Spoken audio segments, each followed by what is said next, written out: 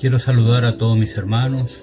Hoy día es el Día del Señor y como lo hacemos cada domingo para escuchar su palabra, nos juntamos, podemos orar.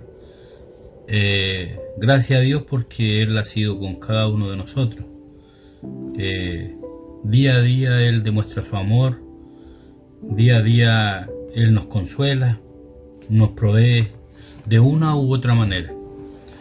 Hoy día me tocó hacer la primera lectura y esta se encuentra en Salmos 31. Voy a leer del versículo del 21 al 24. Dice la palabra del Señor: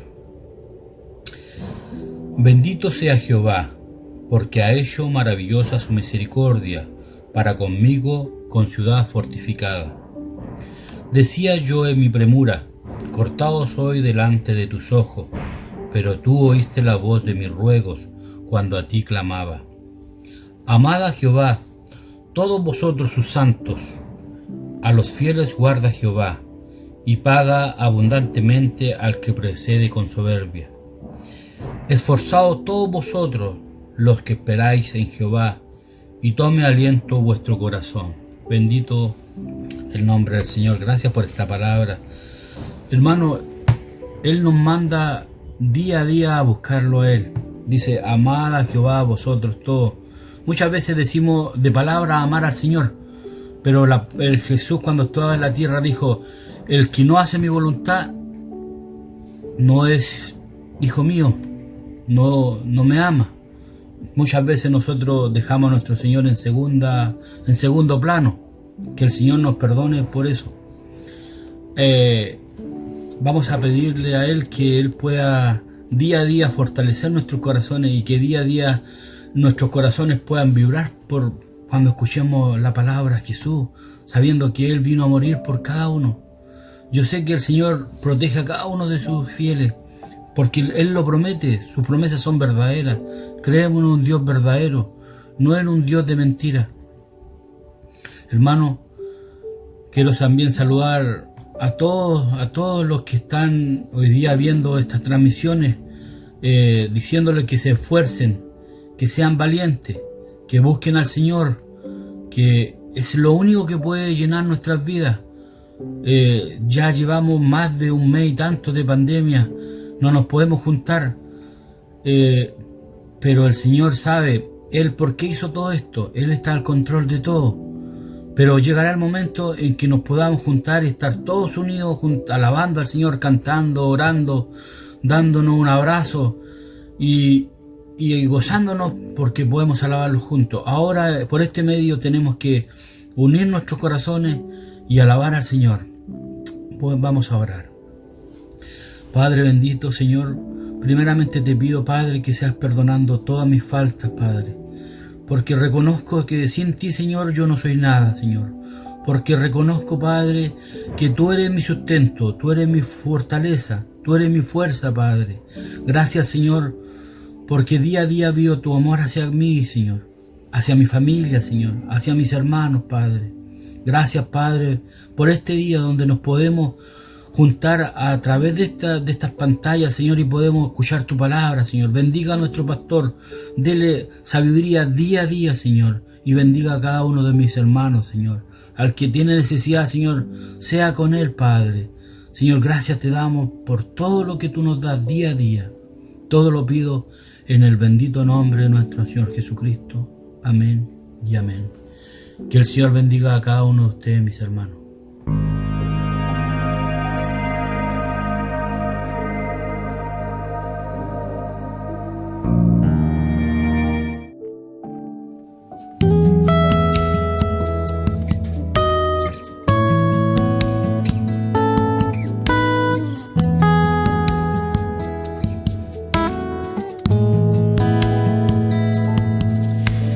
El Cordero que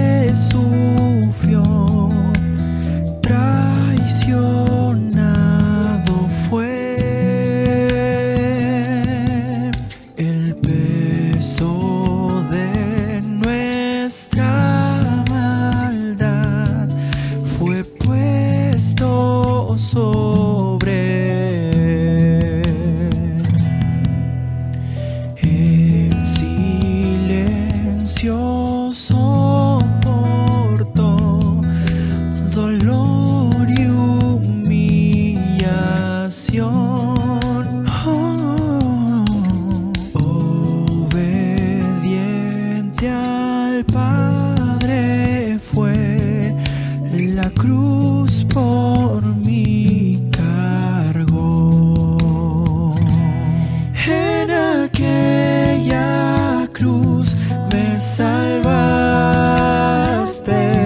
derramaste allí tu amor.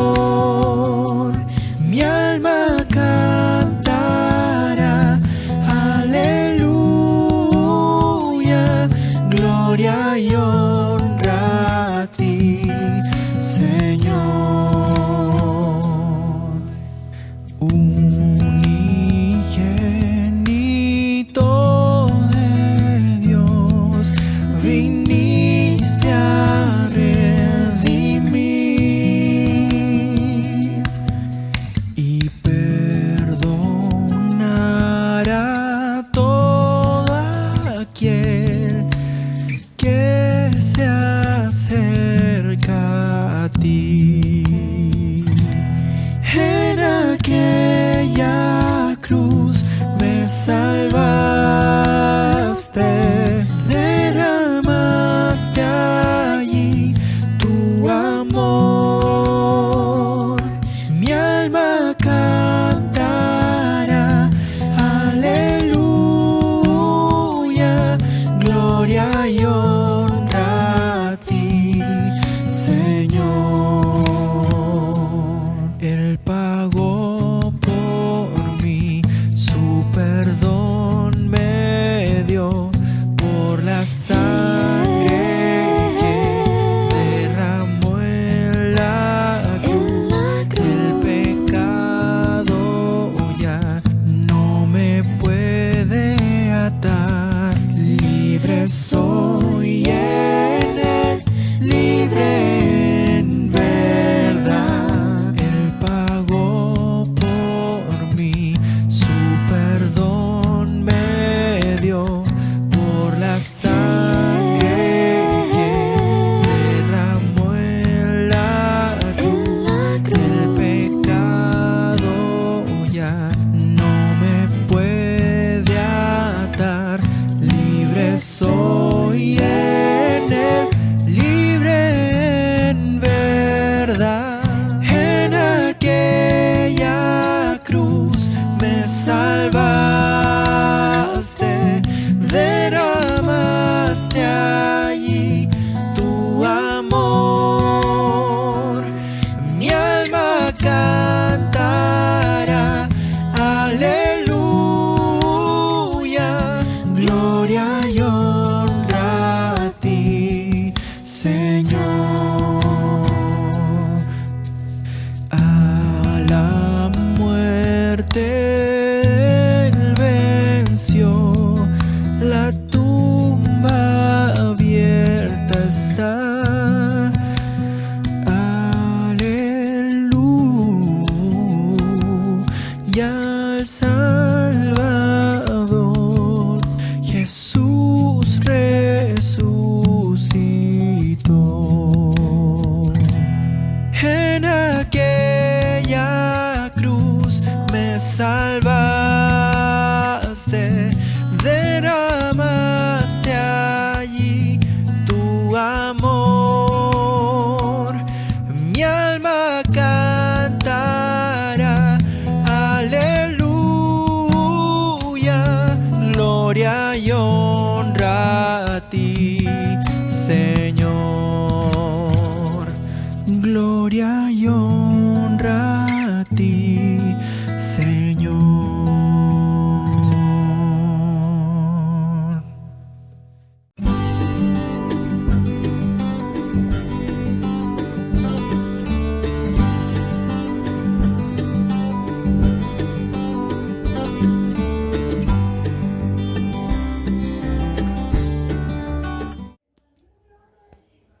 Bien.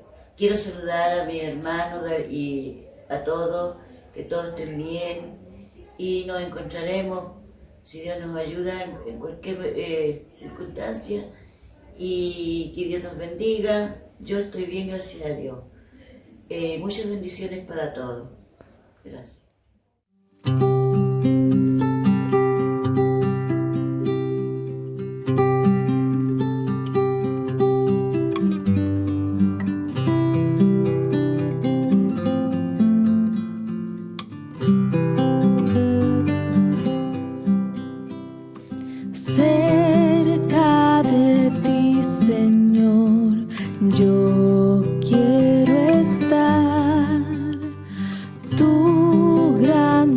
eterno amor quiero gozar.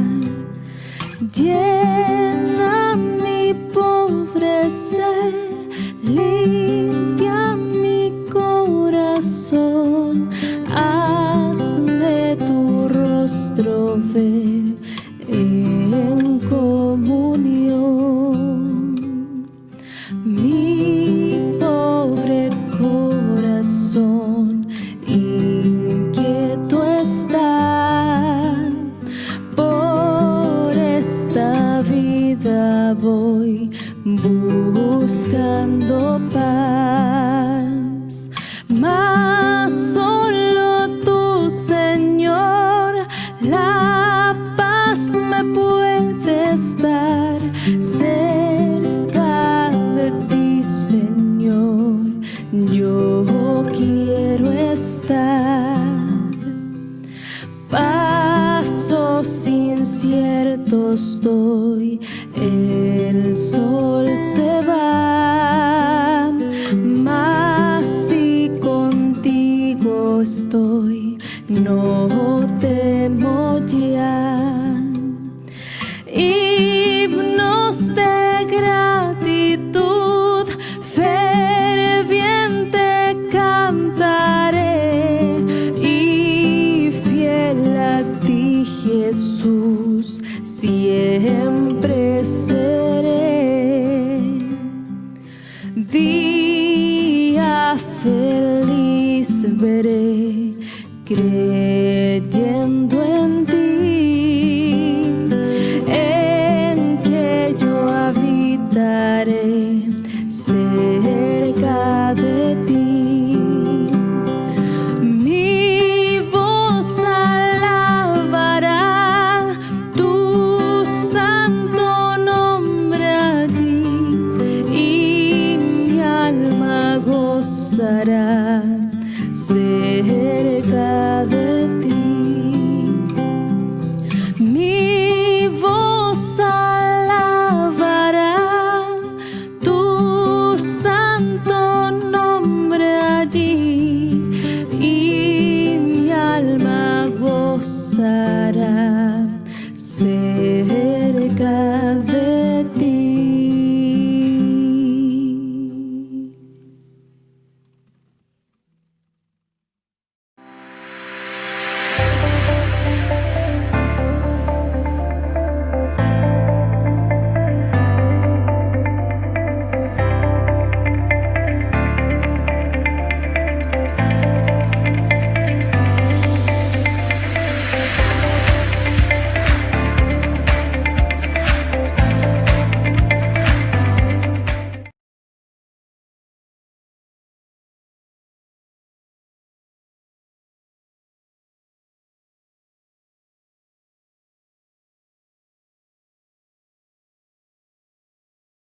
Amada Iglesia, es una hermosa bendición llegar nuevamente hasta sus hogares con la palabra del Señor, después de haber adorado juntos a nuestro Dios y haber estado meditando en las grandezas de sus misericordias. Les invito a que preparemos nuestros corazones para ir juntos a lo que son las gloriosas verdades que están escritas para nosotros en la gloriosa palabra de nuestro Dios. Leemos hoy, continuando nuestra lectura en la epístola a los Colosenses, desde el capítulo 3, seguimos en el verso 18 y leemos juntos la gloriosa palabra del Señor, que dice de esta manera: Casadas, estad sujetas a vuestros maridos como conviene en el Señor. Maridos, amad a vuestras mujeres y no seáis ásperos con ellas. Hijos, obedeced a vuestros padres en todo, porque esto agrada al Señor. Padre, no os exasperéis a vuestros hijos, para que no se desalienten. Me invito a que tengamos un momento de oración. Señor, te agradecemos la hermosa bendición que tú nos das de estar hoy reunidos en torno a tu palabra.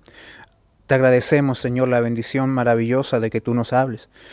Y te pedimos, Dios, de que nos permitas responder a través de tu Espíritu Santo según las demandas que tú nos haces a través de tu palabra, porque son justas, porque son buenas, porque son necesarias. Señor, en esta área que quizás es una donde más se manifiesta nuestra debilidad, guíanos, mi Dios, a través de tu palabra, a vivir una vida en santidad, una vida identificada contigo también. Señor, en este espacio de vida que también está bajo tu señorío. Te lo pido en el nombre de Jesús. Amén. Los grandes fundamentos teológicos del cristianismo, hermanos, tienen grandes efectos prácticos. Ya hemos visto que Pablo ha venido desarrollando su exposición acerca de la supremacía de Cristo, y para eso nos dio 2 capítulos llenos de profunda teología y con principios eminentemente doctrinales. En el capítulo 1 el apóstol se enfoca en la persona y la obra de Cristo y nos dice que si recordamos quién es Él, hermanos, y lo que Él ha hecho, esa verdad nos ayudará a tener una identidad firme en el Señor. Comprenderemos de mejor manera quiénes somos si comprendemos de mejor manera quién es Cristo. En el capítulo 2, el apóstol desenmascara las falsas enseñanzas de los falsos profetas y emite advertencias contra aquellos que quieren negar la supremacía de Cristo. Y luego nos dice cómo encontramos plenitud, cómo encontramos una vida plena si entendemos de que en Cristo estamos completos, de que en Él estamos plenos, hermanos. Cristo es la total suma de todo lo que nuestra vida necesita. Cuando ya llegamos al capítulo 3, vemos que Pablo comienza a hacer una aplicación práctica del principio de la supremacía de Cristo. Cómo esta gloriosa verdad tiene que ver con nuestra vida, cómo eso tiene que ver con nuestro día a día. Hermanos, Pablo comienza a hacer una aplicación de los principios de la supremacía de Cristo y nos dice cómo debemos responder al gobierno de Cristo en nuestras vidas. Pablo nos expone que la transformación del creyente va desde adentro hacia afuera y de que no hay ninguna área de la vida cristiana que no esté bajo el gobierno y señorío del Señor. Hermanos, el poder de la vida cristiana no se fundamenta sobre una lista de cosas que haya que hacer, no se fundamenta sobre experiencias ni sobre revelaciones místicas que el hombre pueda adquirir, no se fundamenta, hermanos, sobre ciertos sacrificios que el hombre puede hacer, sino que, hermanos, la vida cristiana encuentra su fuente de gozo y plenitud en la persona de Cristo. Hermanos, Cristo quien gobierna al creyente a través de su palabra, a través de su paz y a través de su gloria. Y la última verdad que revisamos en el sermón pasado fue el mandato que se nos dejó de que todas las cosas que hagamos, sea de hechos y de palabras, los hagamos en el nombre de nuestro Señor Jesús. Hermanos, y ese principio gobierna absolutamente toda la vida del creyente. Y ese es el principio que nos introduce en lo que vamos a ver hoy, donde veremos cómo se aplica el señorío de Cristo en la familia cristiana. Nosotros nos acercamos a este texto, o quizás cuando vamos a la porción paralela que está en Efesios capítulo 5, con un aire de, bueno, otra vez lo mismo, son cosas que ya sabemos, o Pablo está siendo demasiado obvio con sus enseñanzas. Y esa actitud muchas veces nos limita en nuestra comprensión y en nuestra disposición del corazón a esta gloriosa verdad que se nos está exponiendo. Hermanos, y si quizás nosotros tuviésemos el tiempo o nos comprometiésemos a revisar el contexto en el cual Pablo está entregando estas exhortaciones o está entregando estas admoniciones, quizás entenderíamos con mayor profundidad el gozo, lo revolucionario de esto que Pablo nos está diciendo. Pablo le está escribiendo a personas del siglo I. Está hablándole a personas que están en un contexto cultural muy diferente al nuestro. Hermanos, y cuando nosotros hablamos de una familia donde hay un padre o un hombre, un esposo que ama a la esposa, una mujer que respeta al marido, donde hay hijos que obedecen a sus padres y padres que se sacrifican por sus hijos, decimos, bueno, ese es el cuadro típico de la familia ideal. Pero hermanos, hasta que el Evangelio irrumpió en medio de la sociedad, esto no existía. Si nosotros consideramos cómo era la familia en los tiempos del Imperio Romano, hermanos, esta estaba fundamentada en una estructura marcada por la autoridad indiscutible del pater familias, o el varón que tenía un dominio sobre todos aquellos que componían su casa. La familia no solamente estaba compuesta por aquellos que tenían un vínculo sanguíneo con él, sino que también eran considerados como parte de la familia todo esclavo y toda persona que por cualquier eventualidad de la vida llegaba a caer bajo el dominio del pater familias. Este hombre era el jefe religioso, el jefe familiar, el encargado de dirigir las oraciones al interior de la familia, en el culto a los antepasados. Era una persona que tenía total autoridad sobre todos los bienes y total autoridad sobre todas las vidas de aquellos que componían su familia. Él podía decidir sobre la vida y la muerte de sus hijos, podía decidir sobre la vida y la muerte de sus esclavos, inclusive hasta podía decidir acerca de la vida y la muerte de su esposa. Y por lo tanto el vínculo que mantenía a la familia unida en este contexto social no era el amor, sino que era el poder y era el temor. El miedo a ser desechado, el miedo a quedar sin recursos para sobrevivir o incluso el miedo a ser asesinado. Era común que el pater familias tomara la decisión acerca de qué hijo vivía y qué hijo moría. Generalmente él desechaba a los niños que venían con ciertos defectos o mandaba también a desechar a las niñas que nacían al interior de la familia. Él ordenaba de que estos muchachos, estos bebés, fueran arrojados a los vertederos, donde normalmente morían comidos por los perros. O bien también disponía de que sus hijos fuesen entregados a los diferentes cultos que existían, especialmente allá en los cultos dedicados a Diana, donde luego esos niños al crecer eran explotados sexualmente. Los historiadores han descrito la estructura de la familia romana como una especie de familia mafiosa. Pero la familia precede a la cultura romana, precede a la cultura judía. La familia, hermanos, fue concebida por Dios como una institución de amor y de gracia. Siendo el matrimonio, por ejemplo, descrito como un misterio que revela la unión que existe entre Cristo con su iglesia. Por eso Pablo centra la vida familiar en el Señor. El Señor sigue siendo el centro de la vida, también dentro de la familia. Cada relación al interior de la familia es marcada por la presencia del Señor. Pablo acaba de decirnos anteriormente que la vida cristiana se caracteriza en que todo lo que hace, lo hace en el nombre del Señor, lo hace para la gloria de Cristo. O sea que, hermanos, nosotros debemos entender de que no existe ni un área en nuestras vidas que no deba ser dejada fuera de el poder y la autoridad de nuestro Señor Jesucristo. Todo lo que somos, todo lo que tenemos, incluso nuestra familia, necesita el toque de nuestro Salvador, necesita el poder transformador de nuestro Señor. Hermanos, de Él, hermanos, viene el poder para vivir nuestras vidas para su gloria. Pablo, a través de este pasaje, nos recuerda que el gobierno de Cristo comienza en el hogar. La piedad se refleja primero mejor en medio de nuestra familia. La santidad no se consigue retirándose de nuestras responsabilidades diarias. La santidad se encuentra más bien en medio de nuestras responsabilidades diarias, en medio de nuestros deberes, en medio de nuestra vida familiar. Haciendo, hermanos, lo que tenemos que hacer como hombres, como padres, como esposos, o en el rol que te corresponda dentro de tu familia, Cristo debe ser glorificado. Hermanos, Pablo a lo largo de este pasaje quiere que reconozcamos que la supremacía de Cristo se desarrolla de forma práctica en la vida de los cristianos allá en sus hogares.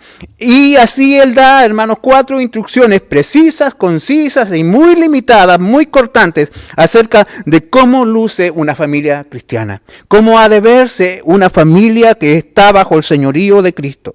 Y estas instrucciones son muy elementales. Y dice, las esposas deben ser sumisas a sus esposos, primero. Segundo, los esposos amen a sus esposas. Tercero, los hijos deben obediencia a sus padres. Y cuarto, los padres no deben exasperar a sus hijos. Existe una verdad en torno a las verdades del Evangelio. Y es esta, de que lo que el Evangelio nos enseña es algo tan simple, tan sencillo. Sus instrucciones son tan fáciles de entender, son tan fáciles de escuchar, hermanos, pero a la vez esa misma simpleza hace de que sean tan difíciles de cumplir. ¿Por qué? Porque la sencillez del Evangelio pone de relieve nuestra pecaminosidad, pues estas palabras que hemos leído y que quizás nos resultan tan obvias, son a la vez tan difíciles de obedecer. Hermanos, son difíciles de llevar a la realidad. Pecamos constantemente en esta área de nuestras vidas. Hermanos, ciertamente es fácil escuchar, es fácil entender y decir, ok, estamos de acuerdo, pero a la hora de obedecerlas y vivirlas, sin duda nuestra debilidad es puesta en evidencia. Por eso, hermanos, nosotros debemos acercarnos a este texto amparados en la gracia del Señor. Debemos venir a las Escrituras, hermanos, pidiendo al Señor que nos dé a través de su Espíritu Santo el poder para que nos haga no solo oidores, sino también hacedores de su palabra. La primera instrucción dice, casadas estén sujetas a sus maridos como al Señor. Con una brevedad notable, Pablo describe los papeles que Dios le asignó tanto al esposo como a la esposa dentro de un matrimonio cristiano. Casadas, estad sujetas a vuestros maridos, como conviene en el Señor. Esto que acabamos de leer es algo que en estos tiempos ha vuelto a ser peligroso y ha vuelto a ser quizás contradictorio. La palabra sumisión, la palabra, cierto, estar sujetas, es una palabra políticamente incorrecta. Y puede provocar la ira de las hordas vociferantes que pierden la cabeza con todo y que luego piden la cabeza de aquellos que no piensan igual que ellos. Hermanos, el movimiento feminista cataloga a Pablo como un misógino. y denuncia sus palabras como un ataque contra los derechos de la mujer. Las palabras tales como someterse, como obediencia, ellas argumentan que debiesen ser sacadas de los votos matrimoniales y de que nadie debiese estar obligado a ello. Sin embargo, hermanos, los movimientos culturales, por mucho auge que tengan, aunque tengan todos los medios de comunicación tras de ellos, no podrán sacar este texto de las Escrituras, no podrán anular esta verdad. Lo que la Escritura nos dice son verdades no pasadas de moda ni actuales, sino que son verdades eternas, y nosotros tenemos que acercarnos a ellas como que ellas tienen autoridad sobre nosotros. La instrucción dada por Pablo a las esposas no es, hermano, un resabio cultural que va quedando en él o una manifestación del antiguo pasado rabínico que había en Pablo, hermanos, porque se trata de una enseñanza que tiene una amplia base teológica y escritural. Además, es un mandato directo de Dios a la mujer. La palabra sumisión en el original tiene relación con un acto voluntario, libre y gozoso, producto de una decisión que se toma con buena disposición y no es el resultado de un atropello a los derechos o una imposición a la fuerza. En el libro de Efesios capítulo 5, verso 21, la sumisión es la característica de las relaciones entre los cristianos y es producto directo del estar llenos del Espíritu Santo. En este texto ya se nos dijo que teníamos que estar llenos de la palabra de Cristo. Y la mujer cristiana, hermanos, entiende esto como un mandamiento que ella recibe con gozo. La razón que se le da es porque esta sumisión es como que conviene al Señor. Con este argumento, hermanos, Pablo está remontando en el tiempo. Más allá del origen de cualquier cultura humana, hermanos, está llegando inclusive más atrás que la misma caída. Está hablando del momento mismo de la creación, cuando Dios levantó del polvo al hombre y luego de su costilla creó a la mujer. Hermanos, Él le dio un diseño de vida al hombre y a la mujer que ambos deben cumplir, y la responsabilidad de la mujer hacia su marido antecede inclusive a la misma caída. Lo que Pablo le está diciendo a las mujeres no es, como eres una pecadora, ahora tienes que someterte, sino que le está diciendo, Dios diseñó a la mujer y sus roles de esta manera. En 1 Timoteo capítulo 2, verso 13, Pablo está enseñando acerca de los roles de los hombres y las mujeres al interior de la iglesia, y también eso lo remonta al hogar, y dice de que la estructura que existe, este grado de jerarquización dentro de las relaciones o de roles que existen, es por causa de una verdad teológica. Allí leemos en 1 Timoteo 2:13, porque Adán fue formado primero y después Eva. La creación tuvo un orden y ese orden representa el liderazgo familiar que diseñó Dios. El liderazgo de los esposos en el hogar se basa no en una cuestión cultural, sino que en un diseño divino. También en el capítulo 5 de Efesios, en los versículos 22 al 23, hermanos, se le da un mandato a la mujer que ellas deben ser sumisas a sus esposos y que los han de respetar, porque dice el texto, porque el marido es cabeza de la mujer, así como Cristo es cabeza de la iglesia, la cual es su cuerpo y Él es su Salvador. Recordemos, hermanos, que cuando Eva salió de las manos del Creador, su propio cuerpo no precedió al cuerpo de Adán, ni tampoco fue formada como fue formado Adán. Inclusive su propio nombre, que en el hebreo se entiende o se lee como Ish-Shah, deriva del nombre del varón, Ish. Y por lo tanto, hermanos, su propósito inicial, su fundamento de vida, su plan o su rol prioritario que Dios le asignó fue ser ayuda idónea para el varón. Y como lo decía, todo esto ya precede a la caída, no es producto del pecado que esto tiene que ser así. Cada cual tiene que cumplir con su rol dentro del diseño original. El sometimiento de la mujer, ya lo decíamos, es un acto libre, es un acto voluntario, amoroso, sacrificial. Cuando una esposa reconoce esta distinción básica y actúa en conformidad de ella, está siendo un vehículo que lleva vida, está cumpliendo con su rol y está usando todo lo que Dios le dio y que la hace tan especial para el beneficio de su familia, para el beneficio de ella misma y para la gloria del Señor. Hermanos, el Señor nos ayude a entender de que quizás las influencias de este mundo son fuertes, pero hay una verdad que prevalecerá a pesar de que el mundo cambie, a pesar de que la gente marche. Hermanos, nadie moverá de su trono a Dios y nadie podrá cambiar lo que Él ya ha dicho. Pablo está diciéndole a la mujer que con este reconocimiento de la autoridad de su esposo, ella cumpla con el rol de ser una ayuda idónea. El hombre ya se le han dado ciertas responsabilidades que son difíciles de sobrellevar y por las cuales tendrá que rendir cuenta delante del trono de Dios. Hermanos, y la mujer que colabora con esta sumisión sin duda está ayudando a sobrellevar la inmensa responsabilidad que el hombre tiene que cargar. Y finalmente el llamado de sumisión de Pablo implica lealtad hacia su esposo. Él le invita a mostrar esa lealtad, así como la iglesia le debe lealtad a Cristo, hermanos. Esto es lo que significa la sumisión que se le demanda a la mujer. Pablo pide a las esposas de que ellas se sometan. Ahora uno se pudiese preguntar, ¿por qué Pablo no empieza por los varones si ellos son los que tienen la responsabilidad de ministrar? Quizás, hermanos, por dos razones que pudiésemos argumentar.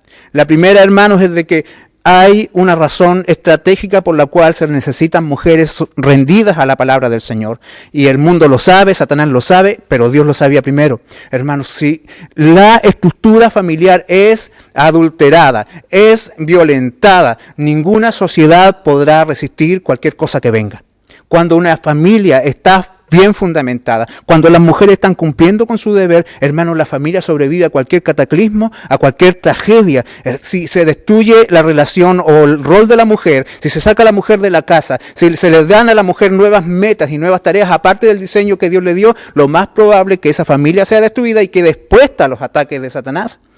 La segunda razón es de que quizás la mujer pudiese decir, bueno, ahora Cristo ha venido a mi corazón, ya no hay esclavo, no hay libre, no hay judío ni griego, no hay hombre ni mujer, sin duda ahora llegó el momento de emanciparme y usar la libertad cristiana para hacer aquellas cosas que nunca pude hacer.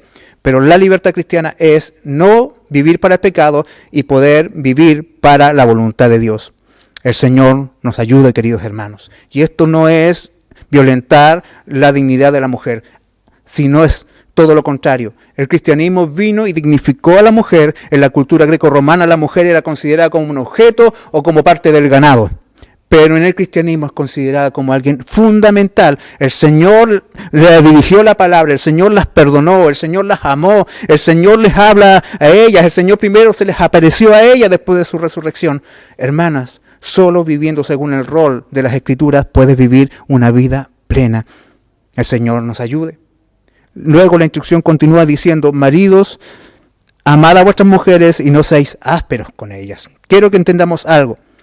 Pablo expone acerca de los deberes dentro del matrimonio de forma recíproca. La sumisión de la esposa y el amor del esposo forman el todo. Forman los deberes que deben darse dentro de la relación matrimonial. Hay obligaciones y responsabilidades que son mutuas, que se cumplen de manera hermosa y gloriosamente interesante. Son cosas que no surgen con naturalidad en la persona humana. En la familia cristiana no existen los privilegios que existen en la familia grecorromana.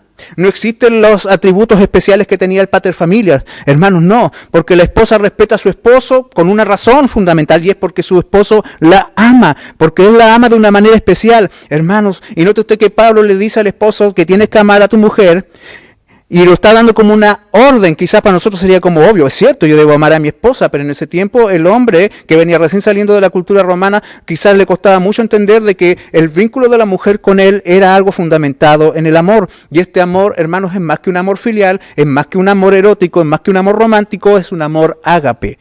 Y cuando hablamos del amor ágape estamos hablando de ese vínculo perfecto que dijo Pablo y que es propio del cristianismo y que se trata de un amor que es sacrificial, y esta idea la encontramos en Efesios capítulo 5, 23, donde se manda al esposo a amar a su esposa como Cristo ama a la iglesia, entregándose, si es necesario, por ella, así como Cristo se entregó por su iglesia. Qué gran contraste hay entre la familia cristiana y la familia que es gobernada por el mundo.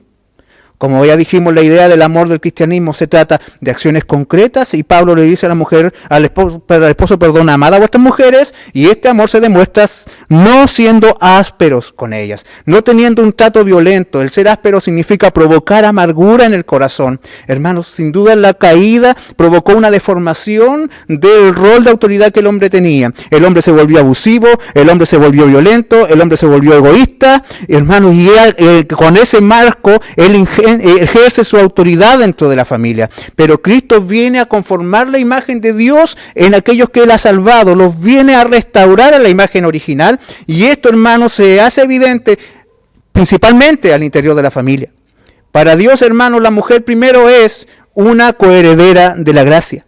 Como dice 1 de Pedro capítulo 3, verso 7, vosotros maridos igualmente vivid con ella sabiamente, dando honor a la mujer como a vaso más frágil y como a coherederas de la gracia, para que vuestras oraciones no tengan estorbo. Fíjese usted lo que el Señor está diciéndonos aquí. Hermanos, el amor del hombre por su esposa es primero como el amor a una hermana en el Señor.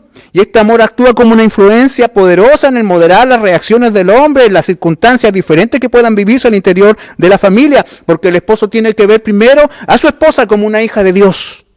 Y por lo tanto, cualquier ataque contra ella es un ataque contra una hija de Dios. El hombre debe controlar sus impulsos, debe vivir con sabiduría, debe ser capaz de manejarse, debe cortar toda influencia de la cultura en su relación familiar. En el matrimonio cristiano las relaciones se dan buscando siempre el bien del otro. Nunca el egoísmo puede gobernar una relación familiar. Luego Pablo dice, hijos, obedeced a vuestros padres en todo, porque esto agrada a Dios. A continuación Pablo vuelve a llamar a los que deben enfrentar la realidad de vivir bajo la autoridad. La relación con la autoridad siempre será una relación difícil, será una relación conflictiva, sobre todo si estamos fuera de Cristo. Y la obediencia siempre es algo que es poco popular, pero es algo que Dios ama y que Dios bendice. Y a los hijos se les manda que sean obedientes hacia los padres de una forma incuestionable. Nuevamente, esta actitud del hijo hacia el padre es una respuesta hacia el hombre que obedece los versos o los principios que están en el verso 19 y en el verso 21. Nuevamente, hermanos, debemos entender este mandato como una respuesta recíproca, como una respuesta que se da a causa de que hay padres que tienen una conducta, que tienen un testimonio y que tratan a sus hijos como el Señor les manda a tratarlos.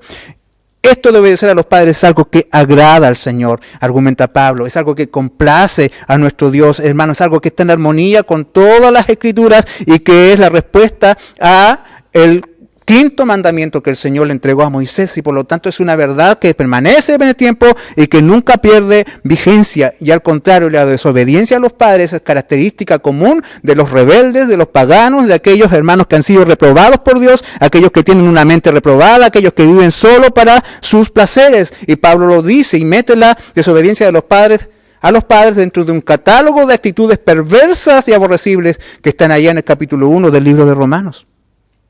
Luego dice el texto, padres, no exasperéis a vuestros hijos para que no se desalienten.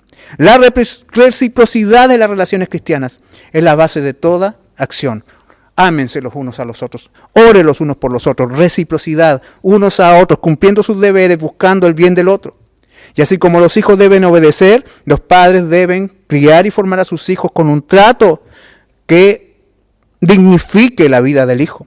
La orden es no exasperéis, se debe entender como no deben agitar, no deben provocar, no deben atizar el pecado que está inherente en los hijos. Hermanos, los padres somos responsables de conducir la vida de nuestros hijos de tal manera de que el pecado siempre esté sometido y que nunca sea, hermanos, incentivado a gobernar la vida de los nuestros.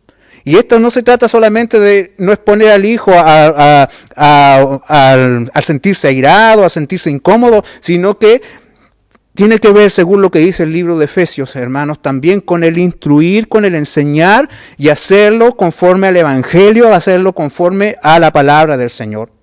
Hermanos, y esto es algo que sin duda nosotros debemos entender, porque hay un descuido en los deberes en cada aspecto de la familia. Hermanos, nosotros los padres debemos crear un ambiente que haga fácil la obediencia, que haga, hermanos, natural el respeto. Debemos educar a nuestros hijos con disciplina, con amonestación, con instrucción, pero sobre todo con un ejemplo de piedad, de santidad y de amor. El Señor nos ayude, hermanos. Que el hijo sepa que su vida y el padre sepa que sus vidas son para agradar al Señor. La enseñanza de Pablo sobre la forma de construir un hogar era radicalmente distinta a la de la época en la que ellos vivían. Pablo se dirigió directamente a personas que tenían un poder y una autoridad sin límites, a los esposos y a los padres, y los exhortó a tratar a aquellos que están bajo ellos con amor, con respeto, con cuidado. Ellos debían entender de que, si así como sus hijos estaban bajo él primero estaba bajo Cristo. Él estaba bajo el señorío del Señor. Nunca tenía que perder de vista esa verdad. Si estas normas fueron radicales en el siglo I, sin duda lo siguen siendo hoy.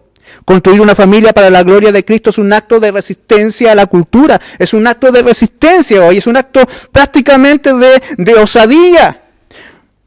Porque, hermanos, los sistemas mundanos no paran de buscar la destrucción de la familia. Hermanos, cada día nosotros vemos de que se intenta arruinar a la mujer, incitándola a abandonar el diseño de Dios, diciéndole de que ser madre, que ser esposa es una razón para estar frustradas y que su realización tiene que buscar en otro lado. Y tratan de ponerle, inventarle un enemigo. ¿Sabe? Los niños se inventan amigos imaginarios, pero las mentes perversas se inventan enemigos imaginarios y a través de incentivar la enemistad pueden controlar la mente de las personas. Hermanos, a los padres se les incentiva a abandonar sus deberes, a ser descuidados, a ser violentos, a ser viciosos, a ser inmaduros. A los hijos se les llama a la rebeldía, se incentiva al desafío hacia la autoridad. A los padres se les pone en contra de los hijos y se fomenta el infanticidio de una manera atroz a través de los gobiernos, a través de las políticas estatales. Hermanos, vemos que todo está en contra de la estructura familiar que el Señor nos manda a construir. Pero el Señor nos ayude, porque sin duda nosotros estamos viviendo en una cultura que es postcristiana. Una cultura que considera el cristianismo como algo no esencial. Hermanos, te aseguro de que muchas cosas se van a abrir antes de que nos dejen abrir nuestros templos. El Señor nos ayude, hermanos. Pero el cristiano, más encima, se deja someter y se rinde y se deja llevar por las influencias de este mundo. Hoy resulta difícil construir un hogar que no sea disfuncional. Ciertamente todas nuestras familias manifiestan esta verdad de que estamos expuestos al pecado y sin duda, hermanos, no hay área en la cual seamos más débiles que en medio de nuestras familias. No hay lugar donde se manifieste con más facilidad nuestra pecaminosidad que en nuestras relaciones familiares. Es muy fácil ser un buen cristiano en el templo, pero es muy difícil ser un buen cristiano como esposo y como padre. Dios nos ayude. Aquí en la intimidad de nuestro hogar, quizás más que en cualquier otro lugar, se muestra cuán pecadores somos y cuán profunda es nuestra maldad. Pero Dios nos pide, hermanos, que respondamos. Y cada vez que Él nos manda, hermanos, nunca nos manda a hacer algo sin que primero Él nos haya dado a nosotros. Por eso, hermanos, vivir como una familia cristiana es un acto de dependencia de la gracia de Dios. Es un acto de dependencia del poder del Señor de hacer nuevas todas las cosas.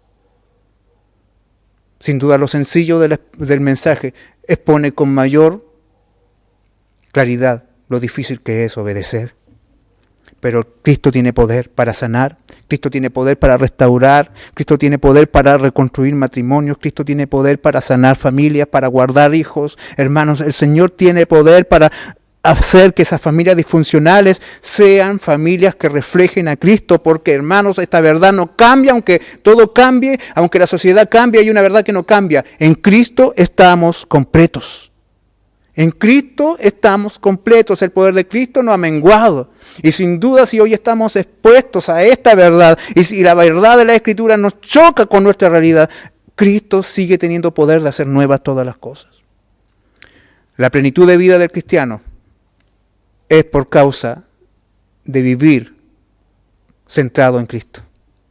La plenitud de vida de la familia también se centra en el estar unido a Cristo. Si Cristo es el centro de la familia, hermanos, el egoísmo no va a tener lugar allí, no va a encontrar un espacio donde habitar. Si Cristo está en el centro, hermanos, la humildad florecerá, el respeto, el amor, el sacrificio fluirá de una manera natural. Así es como luce una familia cristiana. Así es como lucen los corazones transformados. Y sin duda, hermanos, todo lo que hemos vivido, que el Señor nos haya mandado de vuelta a nuestros hogares, es porque quizás justamente esta es una de las áreas más débiles de nuestro cristianismo. Es uno de los lugares más frágiles de nuestro servicio al Señor. Y quizás es uno de los lugares donde más deshonramos el Evangelio de Cristo. El Señor nos ayude. Hoy tenemos que rendirnos a Cristo. Hoy quizás como esposo, como padres, hoy como hijos, como esposas, tenemos que venir a los pies de Cristo y decirle: Señor, necesito que dirijas mi vida para que esta vida que tú me diste, esta vida nueva, esta vida resucitada, te refleje a ti, que tú sigas siendo el todo en todos y también en toda mi familia. Que en mi hogar brille tu luz, que en mi hogar esté tu gloria. Te necesitamos, Señor. Oremos juntos. Padre, Te necesitamos hoy urgentemente. Necesitamos tu poder para poder hacer una vida, Señor, que refleje tu gloria, para construir una familia, Señor, que luzca como debe lucir una familia que te tiene a ti en el centro. Señor, quizás a veces escuchamos estas palabras y nos suenan tan repetidas, pero Señor, cuánto las necesitamos que sean reales en nuestro hogar, en nuestra familia, en nosotros. Nos humillamos a ti, te pedimos que tú nos des el poder que tu Espíritu ha dispuesto para que esto sea una realidad en nosotros. Ayúdanos, Señor. Te necesitamos. Te necesitamos. Tú nos has dicho que en ti estamos completos, Señor. Hoy venimos humildemente a pedirte, Señor, necesitamos que tú seas la plenitud en nuestras familias también. Oramos en los méritos de Cristo. Amén. Amén. Que la gracia y paz del Señor les bendiga, amados hermanos.